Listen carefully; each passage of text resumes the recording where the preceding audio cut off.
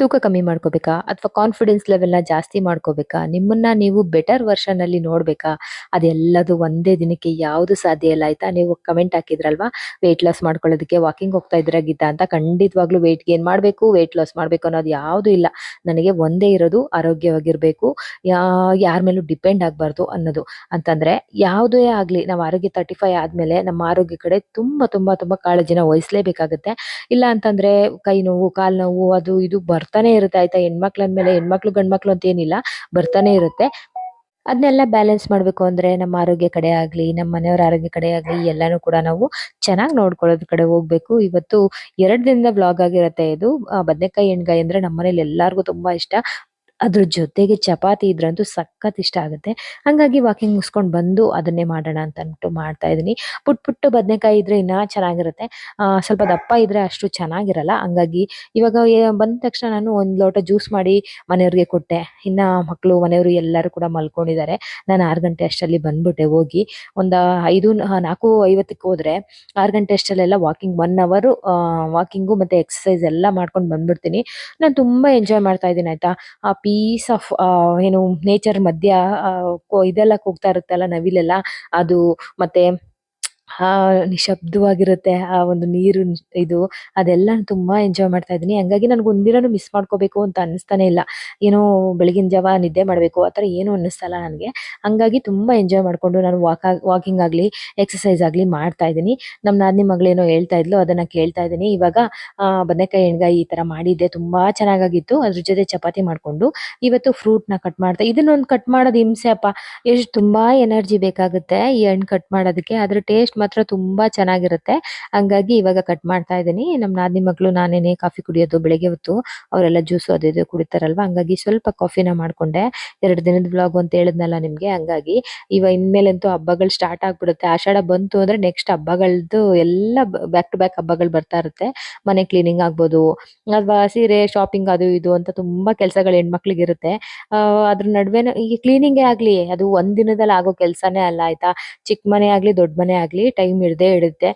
ನಮ್ಗೆ ಯಾವ್ದು ತುಂಬಾ ಅಂದ್ರೆ ಕಷ್ಟ ಅಂತ ಅನ್ಸುತ್ತೆ ಅದನ್ನೇ ಫಸ್ಟ್ ಮಾಡ್ಕೊಂಡ್ಬಿಡೋದು ಒಳ್ಳೇದು. ಇವಾಗ ಮೇಲ್ಗಡೆ ಇರೋ ಪಾತ್ರೆ ಎಲ್ಲ ತೊಳಿತೀವಂದ್ರೆ ಅಥವಾ ಬೆಡ್‌ಶೀಟ್‌ಗಳು ಇದೆಲ್ಲಾನು ಕೂಡ ಯಾವತ್ ಬಿಸಿಲು ಬರುತ್ತೆ ಅದನ್ನೆಲ್ಲ ನೋಡ್ಕೊಂಡು ಅಂಥ ದಿನ ಮಾಡ್ಕೊಳ್ಳೋದು ತುಂಬಾನೇ ಒಳ್ಳೇದು. ಜಾಣ್ಮೆ ಅಂತ ಹೇಳ್ಬೋದು.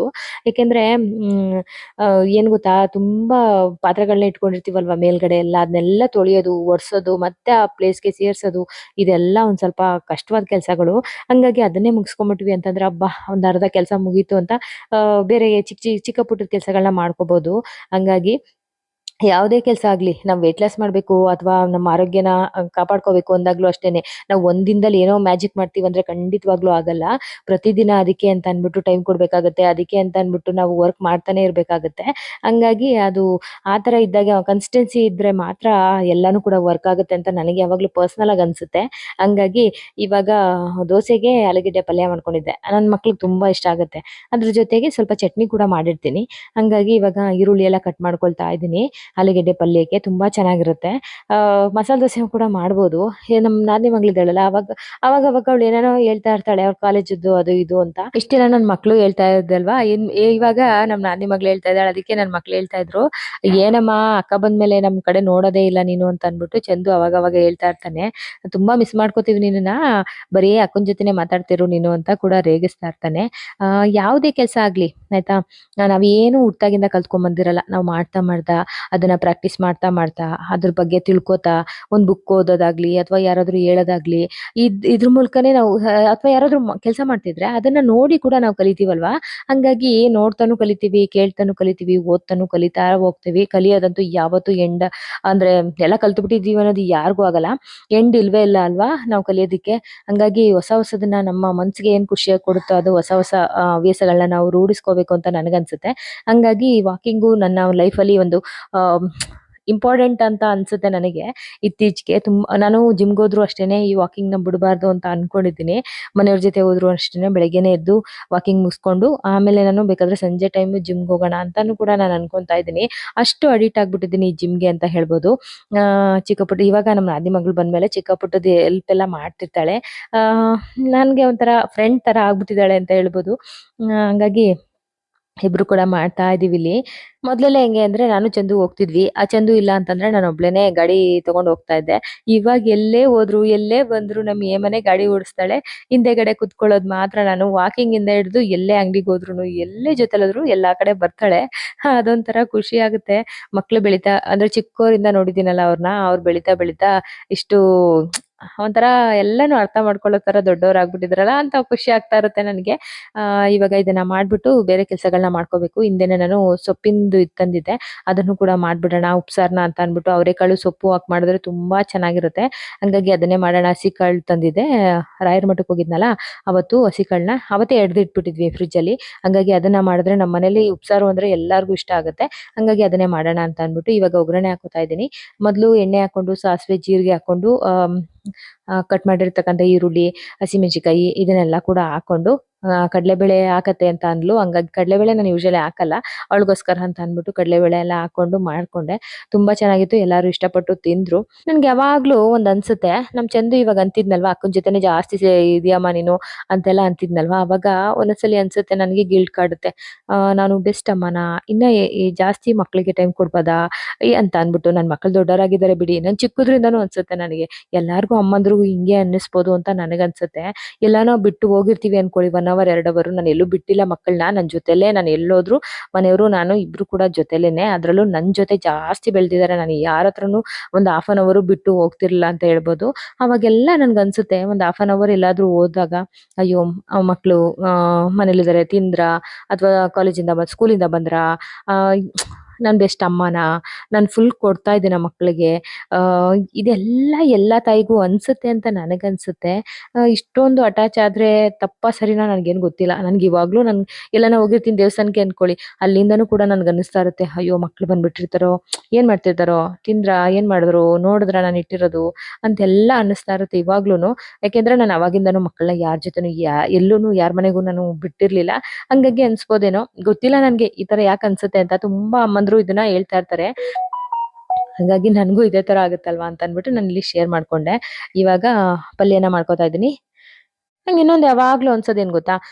ಏನು ಯೂಸ್ ಇರಲ್ಲ ಆಯ್ತಾ? ಅನ್ನೆಸೆಸರಿ ನಾವು ಸುಮ್ನೆ ಟೈಮ್ ವೇಸ್ಟ್ ಮಾಡ್ತಾ ಇರ್ತೀವಿ. ಅಂದ್ರೆ ಯಾವ್ದ್ರ ಬಗ್ಗೆನೋ ಡೀಪ್ ಆಗಿ ಹಿಂಗಾಗ್ಬೋದಾ ಅದು? ಹಂಗಾಗ್ಬೋದಾ? ಈ ವಿಷಯ ಹಿಂಗಿದ್ರೆ ಹಿಂಗಾಗ್ಬೋದಲ್ವಾ? ಇವ್ರ್ಯಾಕ್ ಹಿಂಗಂದ್ರು? ಇದೇ ಇರ್ಬೋದಲ್ವಾ? ಅದ್ ಏನು ಯೂಸ್ ಇಲ್ಲಪ್ಪ. ಆಮೇಲೆ 1 ಅವರ್ ಆದ್ಮೇಲೆ ನಮ್ಗೆ ರಿಯಲೈಸ್ ಆಗುತ್ತೆ. ಅಯ್ಯೋ ಇದೇನು ಅಲ್ಲ, ಸುಮ್ನೆ ನಾನ್ ವೇಸ್ಟ್ ಮಾಡ್ದೆ ಟೈಮ್‌ನ ಯೋಚನೆ ಮಾಡ್ಕೊಂಡು ಅಂತ ಅನ್ಬಿಟ್ಟು ಸುಮ್ನೆ ಅನ್ನೆಸೆಸರಿ ವೇಸ್ಟ್ ಆಗಿ ನಾವು ಡೀಪ್ ಆಗಿ ಯೋಚನೆ ಮಾಡ್ತಾ ಇರ್ತೀವಿ. ಅದು ಏನು ಯೂಸ್ ಇಲ್ಲ ಅಂತ ನನಗನ್ಸುತ್ತೆ. ಹಂಗಾಗಿ ಏನಾದ್ರೂ ನಾವು ಯಾರಾದ್ರೂ ಮನೇಲಿದ್ದಾರೆ ಅಂದಾಗ್ಲೇ ನಾವು ನಡ್ಕೊಳ್ಳೋದು, ಅಥವಾ ಯಾರಾದ್ರೂ ಜವಾಬ್ದಾರಿಯಾಗಿ ನಡ್ಕೊಂತೀವಲ್ವಾ, ಯಾರು ಇಲ್ಲ ಅಂದಾಗ ಈ ತರ ಯೋಚನೆಗಳನ್ನ ಮಾಡ್ಕೊಂಡು, ಅಥವಾ ಸುಮ್ನೆ ಟೈಮ್ ವೇಸ್ಟ್ ಮಾಡ್ಕೊಂಡು ರೀಲ್ಸ್ ನೋಡ್ಕೊಂಡು ಟೈಮ್ ಕಳ್ದ್ಬಿಡ್ತೀವಿ. ಒಂದೊಂದ್ಸಲಿ ಎಲ್ಲಾರ್ಗೂ ಆಗುತ್ತೆ ಆಯ್ತಾ. ಸುಸ್ತಾಗುತ್ತೆ, ಅಯ್ಯೋ ಎನರ್ಜಿನೇ ಲೋ ಅಂತ ಅನ್ನಿಸ್ತಾ ಇರುತ್ತೆ, ಎಲ್ಲಾರ್ಗೂ ಆಗುತ್ತೆ. ಹಂಗಂತ ಅನ್ಬಿಟ್ಟು ಟೈಮ್ ಸುಮ್ನೆ ಅನ್ನೆಸರಿ ಯೋಚನೆ ಮಾಡೋದು ತಪ್ಪು ಅಂತ ನನಗನ್ಸುತ್ತೆ. ಕೆಳಗಡೆ ತರಕಾರಿ ಅವ್ರು ಬಂದಿದ್ರು. ಸರಿ ಅಂತ ಅನ್ಬಿಟ್ಟು ತಗೊಂಡ್ ಬಂದೆ. ಸೊಪ್ಪಿತ್ತು. ಅದ್ರ ಜೊತೆಗೆ ತರಕಾರಿ ಹಾಕ್ಬಿಟ್ಟು ಸಾಂಬಾರ್ ಮಾಡೋಣ ಅಂತ ಅನ್ಬಿಟ್ಟು ಅದನ್ನು ಕೂಡ ತಗೊಂಡ್ ಬಂದೆ. ಮೊನ್ನೆ ಡಿ ಮಾರ್ಟ್ ಹೋಗಿದ್ದೆ. ಡಿ ಮಾರ್ಟ್ ಇಂದ ಬಂದೆ 3 ದಿನ ಆಗಿತ್ತು ಆಲ್ರೆಡಿ. ನಾನು ಏನು ತಗೊಂಡೇ ಇಲ್ಲ. ಅಂದ್ರೆ ರೀಫಿಲ್ ಮಾಡ್ಕೊಳಕ್ ಆಗ್ಲಿಲ್ಲ, ಟೈಮೇ ಸಿಕ್ಕಿರ್ಲಿಲ್ಲ. ಇವತ್ತು ರೀಫಿಲ್ ಮಾಡಿ ಬಾಕ್ಸ್ ಎಲ್ಲ ತೊಳ್ದಿಟ್ಟಿದೀನಿ. ರೀಫಿಲ್ ಮಾಡ್ಕೊಳ್ಳೋಣ ಅಂತ ಅನ್ಬಿಟ್ಟು ಎಲ್ಲಾನು ಕೂಡ ಎತ್ತಿಸ್ಕೊತಾ ಇದೀನಿ. ಬೆಲ್ಲ ಬೇಕಲ್ವಾ ಟೀಗೆ? ನಾನು ಒಬ್ಳೆ ಮನೇಲಿ ಟೀ ಕಾಫಿ ಕುಡಿಯೋದು, ಹಂಗಾಗಿ ಬೆಲ್ಲ, ಟೀ ಪುಡಿ, ಆಮೇಲೆ ಸ್ವಲ್ಪನೇ ಏನೇನ್ ಬೇಕು ಅದ್ ಮಾತ್ರ ತಗೊಂಡಿದೀನಿ. ಹೆಸರು ಬೇಳೆ ಅಂತೂ ನಮ್ಮ ಮನೇಲಿ ಬೇಕೇ ಬೇಕು. ಆಮೇಲೆ ಕಾಫಿ ಪೌಡ್ರು, ಅದೇನೋ ಕ್ಲಿಪ್ಪು ಈ ಬಿಸಿಲಿಗೆ ಪಟ್ ಪಟ್ ಅಂತ ಒಡ್ದೇ ಹೋಗ್ಬಿಡ್ತವೆ. ಹಂಗಾಗಿ ಕ್ಲಿಪ್ ತಗೊಂಡೆ. 2 ತಗೊಂಡೆ. 2 ಎಲ್ಲಿ ಹೋಗುತ್ತೆ. ಇದೆಲ್ಲ ಸಿರಿಧಾನ್ಯ. ಸಿರಿಧಾನ್ಯ ಅಂತೂ ನಮ್ಮ ಮನೇಲಿ ಬೇಕೇ ಬೇಕು. ಹಂಗಾಗಿ ಸಿರಿಧಾನ್ಯ ತಗೊಂಡೆ. ಕ್ಲಿಪ್ ಇಲ್ಲಿ 2 ಇದೆ. ಸಿರಿಧಾನ್ಯ ಒಂದ್ 5 ತರದ್ ತಗೊಂಡಿದ್ದೀನಿ.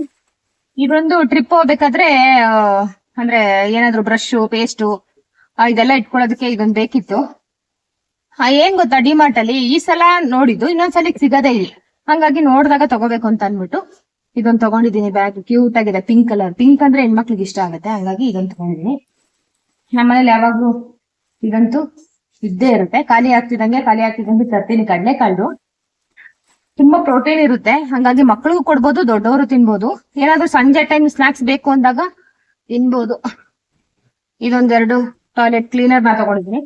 ಇನ್ನು ಸಾಲ್ಟು, ಇದು ಕೂಡ ಸಿರಿಧಾನ್ಯ. ಸೋಪ್ ತಗೊಂಡೆ, ಆಲ್ರೆಡಿ ಮನೇಲಿ ಪೂರ್ತಿ ಖಾಲಿ ಆಗಿತ್ತು ಅಂತ ಅನ್ಬಿಟ್ಟು ಸೋಪ್ ಆಲ್ರೆಡಿ ಯೂಸ್ ಮಾಡಿದೀನಿ. ವೈಟ್ ಬಟ್ಟೆ ಎಲ್ಲ ನಾನು ಕೈ ಮೇಲೆ ವಾಶ್ ಮಾಡೋದ್ರಿಂದ ಸೋಪ್ ಅಂತೂ ಬೇಕೇ ಬೇಕು ನಮ್ಮ ಮನೆಗೆ. ಇನ್ನು ಸಾಲ್ಟ್, 2 ತರ ಸಾಲ್ಟ್ ತಗೊಂಡ್ವಿ. ಆಮೇಲೆ ಕಡಲೆ ಬೀಜ, ಇದು ಇದು ಹೆಸರು ಕಾಳು ಅಂತೂ ಬೇಕೇ ಬೇಕು. ಯಾಕೆಂದ್ರೆ ಮೊಳಕೆ ಕಟ್ಟಿ ತಿನ್ನೋದ್ರಿಂದ ಒಳ್ಳೇದು ಅಂತ ಅಂದ್ಬಿಟ್ಟು ನಾನು ಬಳಸ್ತೀನಿ. ರೆಗ್ಯುಲರ್ ಆಗಿ ಬಳಸೋಂಥದ್ದು ನನ್ಗೆ ಜಾಸ್ತಿ ಬೇಗ ಖಾಲಿ ಆಗುತ್ತೆ. ಇದನ್ನು ಕೂಡ ಕಡಲೆಕಾಳು, ಇದನ್ನು ಕೂಡ ರೆಗ್ಯುಲರ್ ಆಗಿ ಬಳಸ್ತೀನಿ. ಇನ್ನು ಗೋಡಂಬಿ ಏನಾದ್ರು ಗ್ರೇವಿ ಎಲ್ಲ ಮಾಡ್ಬೇಕಾದ್ರೆ ಅಥವಾ ಇದಕ್ಕೆ ಎಲ್ಲದಕ್ಕೂ ಹಾಕ್ತೀನಿ. ನನ್ ಮಕ್ಳಿಗೆ ಇಷ್ಟ ಅನ್ಬಿಟ್ಟು ನಾನು ಬಳಸ್ಕೊತೀನಿ. ಇದು ರವೆ ನಾನು ಬಾಂಬೆ ರವೆ ಜಾಸ್ತಿ ಬಳಸ್ತೀನಿ. ಅಂದ್ರೆ ದೋಸೆಗೆ ಅದಕ್ಕೆಲ್ಲ ಯಾವಾಗೋ ರೇರು ನಾನು ಉಪ್ಪಿಟ್ಟು ಮಾಡೋದು. ಹಂಗಾಗಿ ಅದೊಂದನ್ನ ತಗೊಂಡಿದ್ದೀನಿ. ತಗೊಂಡಿಲ್ಲ, 2 kg ತಗೊಂಡಿದ್ದೀನಿ. ಆಮೇಲೆ ಇದು ಧೂಪ ಪೂಜೆಗೆ, ಇದೊಂದು ಸ್ಟೀಲ್ ನಾರು, ಇದು ಬಂದು ಅವಲಕ್ಕಿ, ಇದು ಬೇಳೆ ಕಾಳು. ಇದನ್ನೆಲ್ಲಾನು ಕೂಡ ಇವಾಗ ರೀಫಿಲ್ ಮಾಡ್ಕೋಬೇಕು. ಅದ್ರ ಜೊತೆಗೆ ಈ ಸಲ ಏನ್ ತಗೊಂಡಿದೀನಿ ಅಂದ್ರೆ ಕ್ಯೂಟ್ ಆಗಿರೋ ಒಂದು ಸ್ಪೂನ್ ನ ತಗೊಂಡಿದೀನಿ. ಈ ತರ ಸ್ಪೂನ್ ಅದೇನೋ ಗೊತ್ತಿಲ್ಲ, ಕಿಚನ್ ಈ ಸಲ ಏನು ತಗೋಬಾರ್ದು ಅಂತ ಹೋಗಿರ್ತೀನಿ. ನೋಡಿದ ತಕ್ಷಣ ನಂಗೆ ಕಿಚನ್ ಐಟಮ್ ತುಂಬಾ ಮನ್ಸು ಸೋತೋಗ್ಬಿಡುತ್ತೆ. ಹಾಗಾಗಿ ಇದನ್ನ ತಗೊಂಡಿದೀನಿ. ಎಷ್ಟು ಕ್ಯೂಟ್ ಆಗಿದೆ, ಸಖತ್ತಾಗಿದೆ. ಹಂಗಾಗಿ ಇದನ್ನ ತಗೊಂಡಿದೀನಿ. ಇಷ್ಟು ನನ್ನ ಡಿಮಾರ್ಟ್ ಶಾಪಿಂಗು ಈ ತಿಂಗಳ ಶಾಪಿಂಗು ಇದಾಗಿತ್ತು ಅಷ್ಟೇ. ಇವಾಗೆಲ್ಲ ರೀಫಿಲ್ ಮಾಡ್ಕೊಂಡು ಸಿಗ್ತೀನಿ.